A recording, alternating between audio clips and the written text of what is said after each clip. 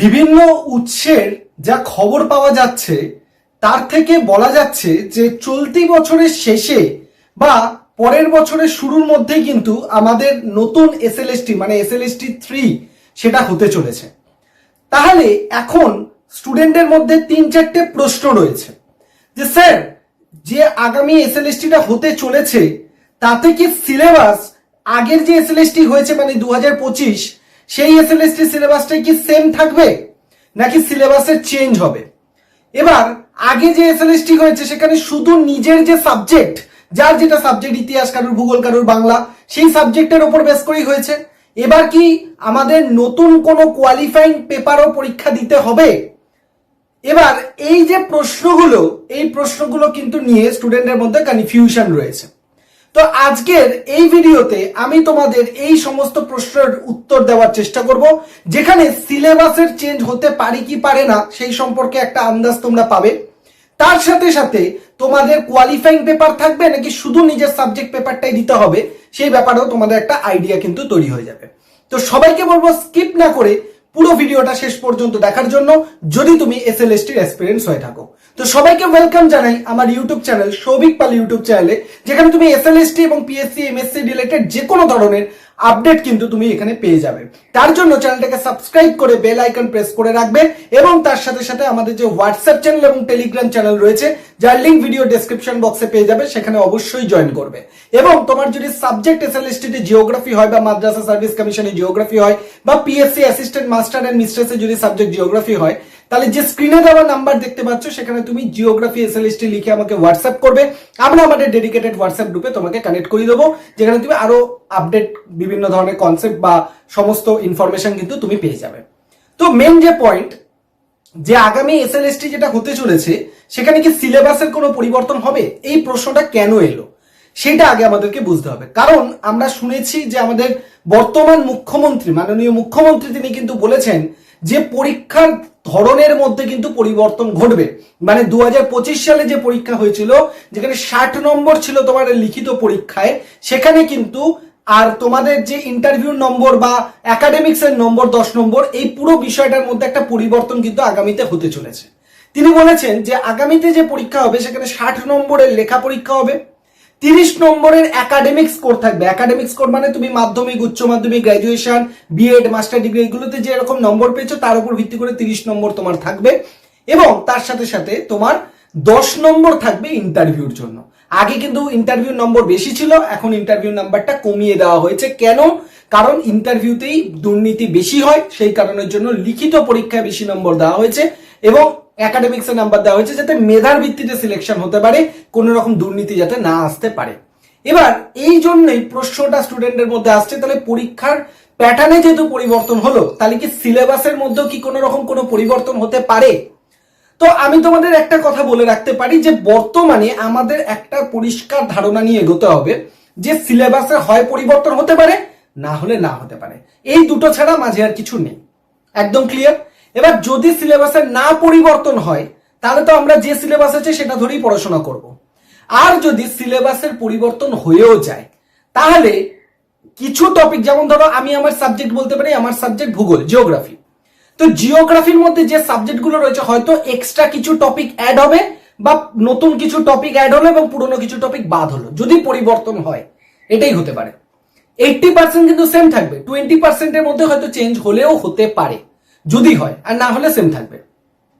তাহলে এখন এই মুহূর্তে আমাদের কি ওই 20%টা চেঞ্জ হবে কি হবে না সেই নিয়ে মাথা ঘামানোর সময় কিন্তু এখন নেই। এখন হচ্ছে সময় আমাদের যে 80% সিলেবাসটা রয়েছে সেইটাকে আমাদের কিন্তু ভালো করে পড়াশোনা করতে হবে। হয় পরিবর্তন হলে আমাদের ওই 20% চেঞ্জ হলো, আর যদি না হয় তো যে সিলেবাস আছে সেটাই হলো। তো সুতরাং আমাদের এখন মন দিতে হবে যে সিলেবাসটা রয়েছে সেই সিলেবাসে কোন কোন জায়গা থেকে পরীক্ষায় বেশি কোশ্চেন আসে সেইগুলোকে আগে আইডেন্টিফাই করা, সেই টপিকগুলোকে আগে মার্ক করে আলাদা করে নেওয়া সিলেবাস থেকে, যাতে করে কি হয়, যাতে করে তোমরা বুঝে যাও যে ইম্পর্টেন্ট টপিক কোনগুলো, যাতে ওইগুলো কোনোভাবে বাদ না পড়ে যায়। তোমরা যদি চাও সিলেবাসের, জিওগ্রাফি সিলেবাসে ইম্পর্টেন্ট টপিক কোনগুলো ইউনিট ধরে ধরে, তোমরা যদি তার ভিডিও দেখতে চাও অবশ্যই ভিডিও কমেন্ট সেকশনে জানাবে, আমি তার ভিডিও অবশ্যই তোমাদেরকে করে দিয়ে দেবো যে জিওগ্রাফি সিলেবাসের মধ্যে কোন কোন জায়গাগুলো ইম্পর্টেন্ট। এবং বাকি সাবজেক্টেরও যদি তোমাদের প্রয়োজন হয়ে থাকে অবশ্যই কমেন্ট সেকশনে তোমরা জানাবে। আমি চেষ্টা করবো সেগুলো বিভিন্ন জায়গা থেকে উৎস থেকে সংগ্রহ করে তোমাদেরকে সেগুলোকে প্রেজেন্ট করা। অবশ্যই তার জন্য ভিডিওর কমেন্ট সেকশনে জানাবে, এবং ভূগোলেরও যদি চাও সেটাও কমেন্ট সেকশনে জানাবে। এইটা হচ্ছে তোমার মেন কাজ, সিলেবাসের যে ইম্পর্টেন্ট টপিক সেগুলোকে আগে তুলে নেওয়া।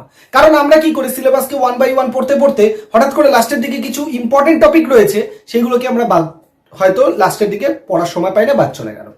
তো সেইটা কোনোভাবে করা যাবে না। তোমাদের কি করতে হবে, সিলেবাসের ইম্পর্টেন্ট টপিকগুলোকে আগে থেকে তোমাকে বাছতে হবে। হয়ে গেল? তাহলে আশা করি সিলেবাস নিয়ে তোমাদের প্রশ্ন আমি মেটাতে পেরেছি। বর্তমানে যে সিলেবাস আছে সেটা কি আমরা ইম্পর্টেন্ট টপিকগুলোকে বেছে আগেই শুরু করে দেবো পড়া।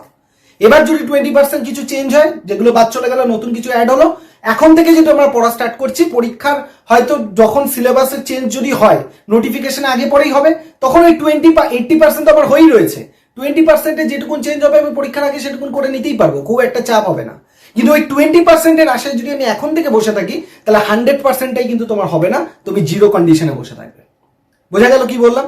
তার জন্য তোমাকে এখন থেকেই এগোতে হবে। নেক্সট হচ্ছে কোয়ালিফাইং পেপার থাকবে কি থাকবে না। এক্ষেত্রে আমি তোমাদেরকে বলতে পারি, দেখো এসএলএসটি পরীক্ষাটা হয় স্কুলের জন্য, এবং স্কুলে তোমার নিজের সাবজেক্টটাকে কিন্তু জানতেই হবে। এবার সাথে রয়েছে কোয়ালিফাইং পেপার, মানে হচ্ছে ধরো যদি থাকে, ম্যাথ থাকতে পারে, ছোট বেসিক ইংলিশ থাকতে পারে, যদি দেয়, এটা শিওর নয় এখন দেবে কিনা। এবার তাহলে ম্যাক্সিমাম ওয়েটেজটা কিন্তু তোমার নিজের পেপারেই থাকবে, আর ওটা জাস্ট কোয়ালিফাইং পেপার যদি হয়। তাহলে কোয়ালিফাইং পেপারটা আমার কিন্তু কোয়ালিফাইং এর মতো করে পড়াশোনা হবে, মেন পেপারটা মেন পেপারের মতো করে পড়াশোনা হবে।